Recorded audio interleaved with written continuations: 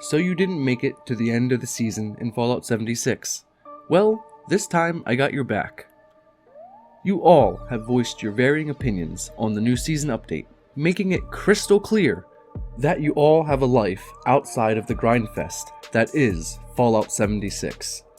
In this in-depth video, I will break down the best ways to spend your precious few hours in the Wasteland so you can maximize your score for the season. I was unaware of the amount of players unable to reach this goal.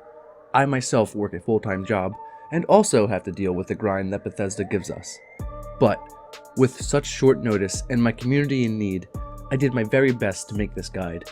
Thank you all so much for helping me continue my dream on YouTube, and I hope this guide helps you to have a more enjoyable and less stressful time in the Wasteland.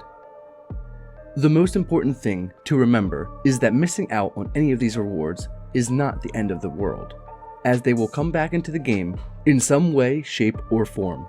So, enjoy the game, and if you don't make it to rank 150, don't sweat it. There is a reason why the community calls it the chore board. What is the first step to maximizing the score that you gain? Getting every bit of experience that you can. For every 10,000 experience that you gain, you are awarded 100 score.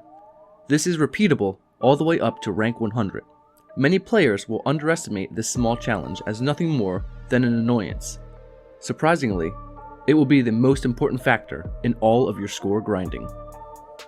Putting it as simply as possible, the more XP that you grind before rank 100, the more score you will have after rank 100. To explain more thoroughly, doing your dailies and weeklies before reaching rank 100 will also count towards this limit. So, it is best to also grind XP while doing your dailies and weeklies to get as much experience-based score as you can before rank 100. Before you even start grinding that experience though, there are some massively important things you need to know first. Maximizing your intelligence points is the first step in the process. This is the most helpful breakdown of intelligence points that I've found so far. Making sure to maximize your intelligence to 15 through special points, and even after you hit 15, equipping a 4-star legendary intelligence perk card will increase your intelligence by an additional 5 points. With unyielding armor equipped, you will gain 3 more intelligence points for each piece that you have on. Having 20% or less health will give you the maximum buff. A more difficult way to increase your intelligence would be to have 5 unyielding pieces of armor, with the 2nd star being +1 to intelligence as well. Rolling for legendary effects is one of the most tedious and difficult activities in all of 76, so if you have them, good, and if not, don't even worry about it. The mutations that you will need for the XP grind will be Herd Mentality, which will give you extra special points from simply just being on a team by yourself. The Egghead mutation, which will give you 6 extra intelligence points, boosted to 8 with the Strange Numbers perk card. This perk card will also boost the effects of all other mutations. And finally, either the Herbivore mutation or the Carnivore mutation.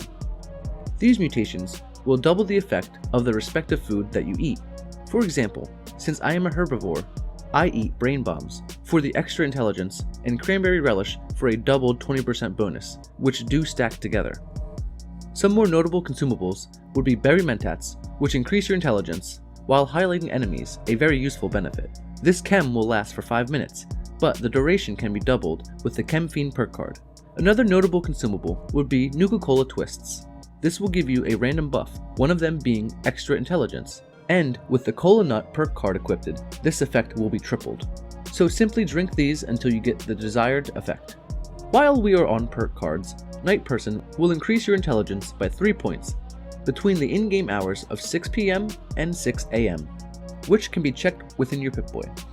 Joining a casual team will grant +1 intelligence per teammate, including yourself.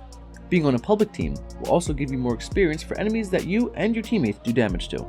As long as you're close enough to them, you will get experience and also the loot from your teammates' kills. A simple strategy, if you are desperate, is doing events on a casual team to gain the extra experience from killing enemies, then simply changing the public team's goal to an event team before the event ends and get double experience from completing it on an event team.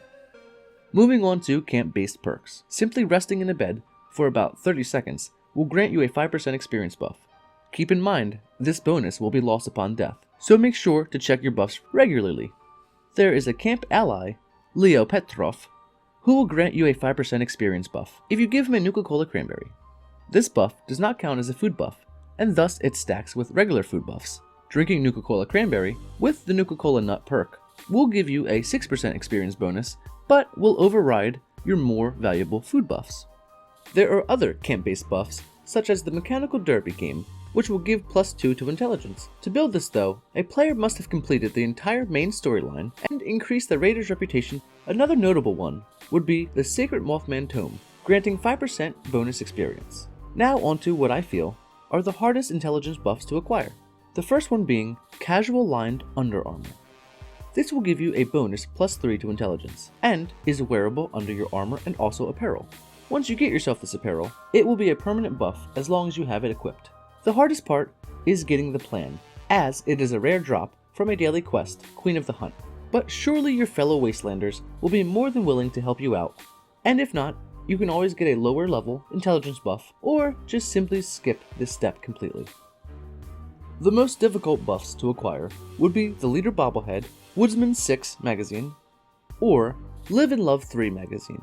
These consumable temporary buffs are difficult to come across, but you should utilize them when you can.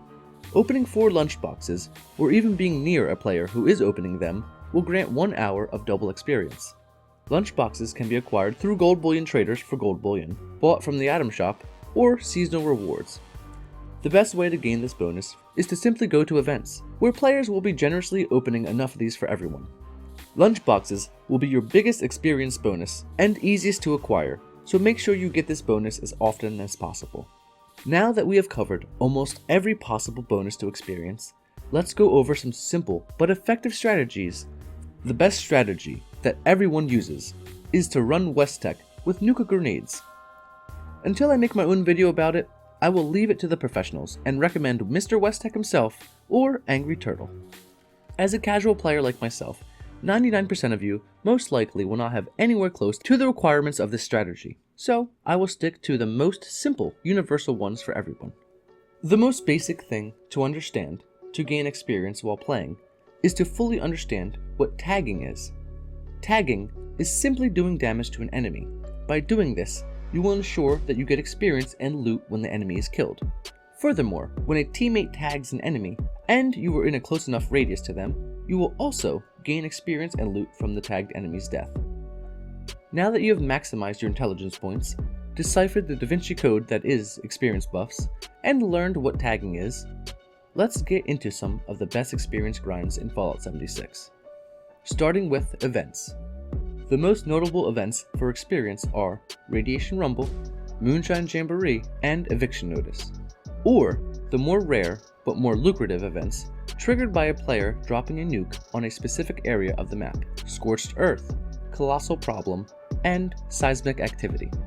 Any of these events will have a high amount of enemies, which will be perfect on a team as long as you are making sure to tag as many enemies as possible. Your next option, and second best experience grind in the game, is running the Sensational Game Expedition. Running any expedition will grant up to 20,000 experience. This will be doubled on a full expedition team as well. The reason to specifically run this expedition is the fact that the expedition rewards the player for running it quickly, while the other expeditions task you with tedious, time-consuming team-based objectives. These, of course, are not your only options, just the ones that will give you the most experience. Anyone can grind enough experience casually through gameplay, even if it's questing, hunting for legendaries, or even something as simple as building. Just be sure to keep your intelligence points as high as possible and pop a lunchbox or two once in a while. For everyone that falls behind on the grind, from July 4th until July 8th will be a double experience weekend, which will be amazing for anyone trying to grind from rank 1 to 100. Bethesda was nice enough to even give us a second one this season. Starting from September 12th until September 16th will be a second double experience weekend for the season. In addition to these double experience weekends, we will have double score weekends, and in this season there will be 3 in total, from June 20th to the 24th, from August 8th until the 12th, and finally from September 26th to the 30th. As grindy as the new season has become, Bethesda is giving us plenty of opportunities to get as much score as possible. A great strategy that I always practice is saving your weeklies until the day before the reset. Then, by simply using a consumable score booster enough time before the reset, this will give you the opportunity to complete both weekly challenges by using a single score booster. To take this a step further, I reroll regular challenges until they are epic to squeeze every bit of score that I can out of the weeklies. I will be doing a follow-up video to let you guys know when I hit rank 100 myself. And I will be doing some calculations to figure out how long it actually took me and how long it could possibly take you all.